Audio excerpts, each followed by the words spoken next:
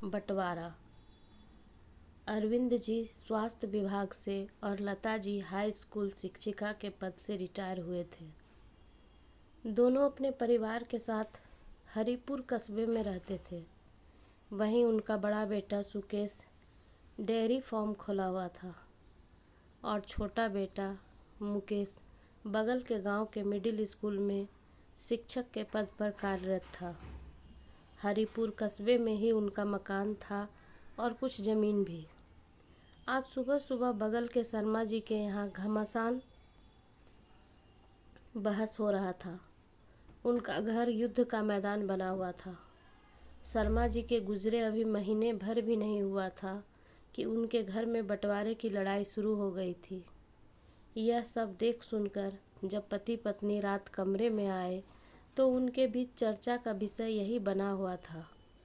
दोनों आपस में बात करके निर्णय लिए कि हम दोनों जीते जी इन दोनों में ज़मीन जायदाद बांट देते हैं, वरना हमारे जाने के बाद कहीं हमारे बेटे भी आपस में दुश्मन न बन जाए।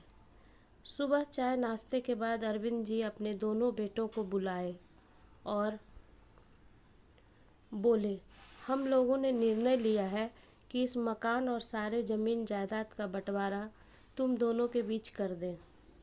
दोनों बेटे बोलने लगे, पिताजी इसकी क्या ज़रूरत आन पड़ी, किस लिए, अभी रहने दीजिए।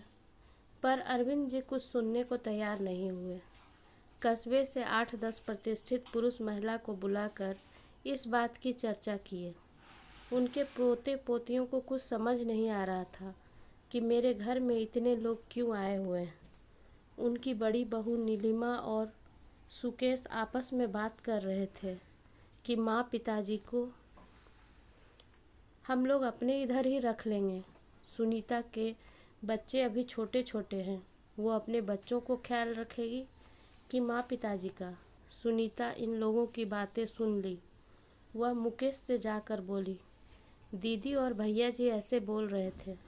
यह सुनकर मुकेश बोला, भाभी तो ठीक ही कह रही है, तुम्हें आसान हो जाएगा। सुनीता बोली, तुम बुद्धू के बुद्धू ही रहोगे। माँ पिताजी के साथ उसकी पेंशन भी दीदी और भैया जी को ही मिलेगा। सेवा तो बहाना है, असली खेल तो पेंशन का है। यह सुनकर मुकेश का कान खड़ा हो गया। सुनीता से बोला, तुम ठीक कह रही हो, पर हम लोग समाज में थोड़े ही बोल सकते हैं कि उनकी पेंशन के खातिर उन्हें हम लोग अपनी ओर रखना चाहते हैं। आखिर समाज के लोग क्या कहेंगे। सुनीता बोली, पिताजी का तो कोई बात नहीं, उन्हें शुगर है, बीपी है, पर माँ तो स्वस्थ है। मैं कहूँगी कि मेरे बच्चे छोटे हैं, मुझे माँ जी की आवश्यकता है, मुझे बच्चों को संभालने में मदद चाहिए। हमको लगता है माँ जी तैयार हो जाएगी, क्योंकि मिट्ठू उनसे लटका रहता है और पीहू के साथ तो हमेशा खेलते रहती है। दोनों मिलकर निर्णय कर लिए कि समाज के गणमान्य पुरुष महिला जब बैठक में आकर बैठेंगे तो इन बातों पर भी चर्चा कर ही लेंगे। सभी लोग एक एक कर आ गए। अरविंद जी ने अपनी बात शुरू की, हम लोग चाहते हैं कि अपने जीते जी इन लोगों में बंटवारा कर दें, इसलिए आप लोगों को बुलाए। सभी लोग बोले, सभी चीज़ों का 3 हिस्सा कर देते हैं। अरविंद जी लता जी बोले, 3 हिस्सा नहीं, 2 हिस्सा ही करना है, दोनों बेटे में। और आप लोग? दोनों बोले, हमें सरकारी पेंशन इतना मिलता है जिससे हम लोग का काम चल जाएगा। थोड़ी देर विचार विमर्श के बाद सारे ज़मीन जायदाद का दोनों बेटों में बंटवारा कर दिया गया। बात समाप्त करके सभी लोग जाने लगे तो मुकेश और सुनीता बोली, अभी रुकिए, माँ पिताजी का फैसला तो अभी हुआ ही नहीं। अरविंद जी बोले, हमारा क्या फैसला करना, हम दोनों बड़े बेटे सुकेश के साथ रहेंगे। तुम लोगों को 2-2 छोटे बच्चों के साथ 2 बुजुर्ग को संभालना मुश्किल होगा। मुकेश तुरंत बोला, 2 छोटे बच्चे हैं, इसलिए तो हम लोग अकेले कैसे रहेंगे। पिताजी को भैया के साथ रहने की इच्छा है तो कोई बात नहीं, माँ तो हमारे साथ रह सकती है, कौन हमारा घर दूर है। सभी लोग इस बात से सहमत हो गए। सभी लोग चाय नाश्ता के बाद अपने अपने घर चले गए। अरविंद जी बड़े बेटे के साथ रहने लगे और लता जी छोटे के साथ। अरविंद जी को बीपी और शुगर की बीमारी थी, इसलिए डॉक्टर उन्हें सुबह सुबह टहलने बोले। साथ ही ज़्यादा तनाव में रहने नहीं बोले। लता जी स्वस्थ थी, लेकिन जब से छोटी बहू सुनीता के साथ रहने लगी, स्थिति बदल चुका था। सुनीता दोनों बच्चों की जिम्मेदारी लता जी पर डाल दी। वो दोनों बच्चों को संभालते संभालते थक जाती। कभी कभार सुनीता की तबीयत खराब होती तो घर के सारे काम लता जी पर ही आ जाता। धीरे धीरे उनका स्वास्थ्य गिरने लगा। दूसरी ओर बड़े बेटे बहू आपस में विचार किए, अगर पिताजी व्यस्त रहेंगे तो उन्हें तनाव नहीं होगा और बीमारी से बचे रहेंगे। दोनों पोते कस्बे के ही एक निजी विद्यालय में पढ़ते थे।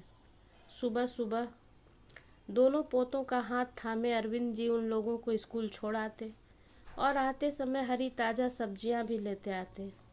इससे उनका टहलना भी हो जाता और रास्ते में 2-4 लोगों से मिलना भी।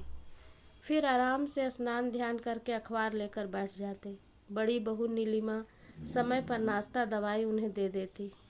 धीरे धीरे अरविंद जी का बीपी शुगर नियंत्रित रहने लगा। शाम को सुकेश बाजार निकल जाता और बाहर का सारा काम समाप्त कर रात 8 बजे तक लौट आता। इस कारण शाम का काम सारा डेयरी फार्म का काम, जैसे दूध निपटाना, पैसे लेन देन आदि, अरविंद जी कर देते। अरविंद जी फिर से जीने लगे थे और धीरे धीरे अरविंद जी का बीपी शुगर नियंत्रित रहने लगा।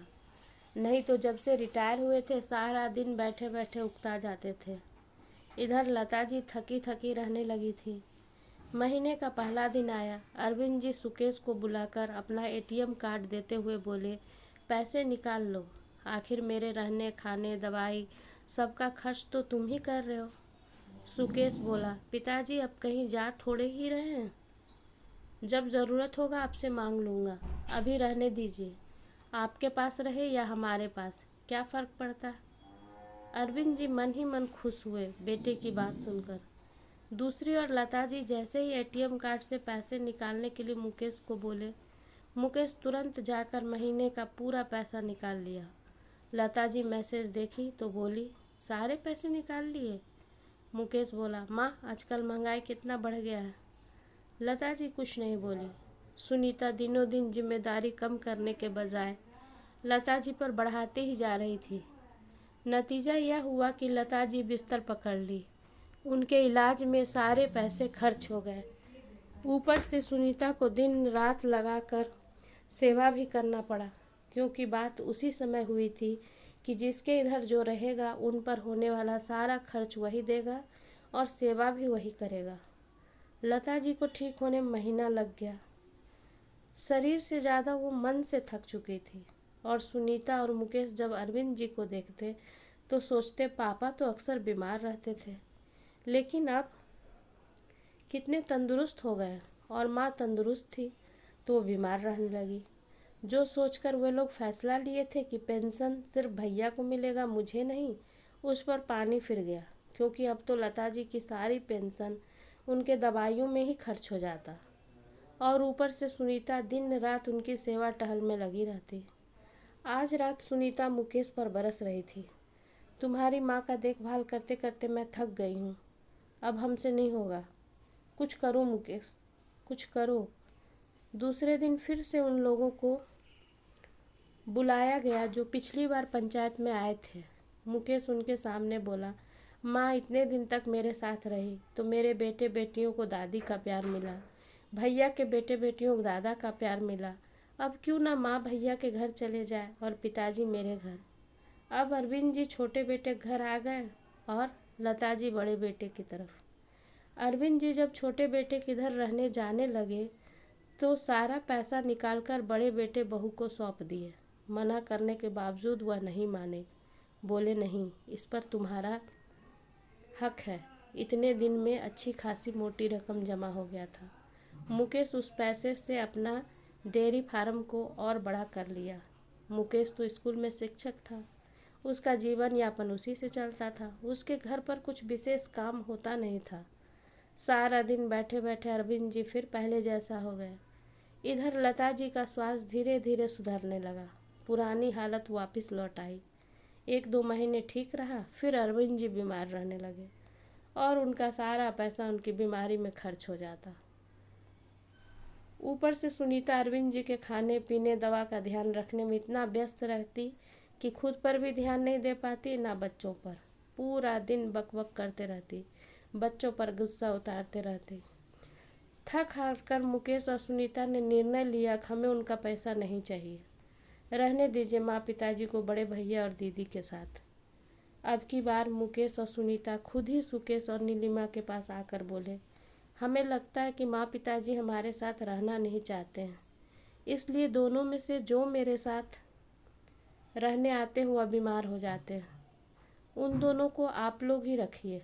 मुकेश और नीलिमा उन दोनों का हाथ पकड़कर अपने पास बिठाते हुए बोली, वह हमारे माता पिता हैं, बुजुर्ग हैं, वह भी इंसान हैं और उन्हें भी प्यार और सम्मान चाहिए। अगर उन्हें प्यार और सम्मान से रखोगी तो वह खुश भी रहेंगे और बीमार भी कम पड़ेंगे। अगर उन्हें किसी पुराने सामान की तरह अलग थलग रखोगी तो वह दुखी भी रहेंगे और ज़्यादा बीमार भी पड़ेंगे।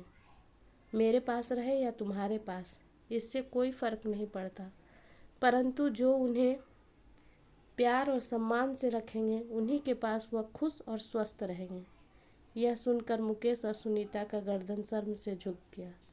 धन्यवाद दोस्तों। आपको मेरी कहानी पसंद आए तो कृपया लाइक करें और सब्सक्राइब करें।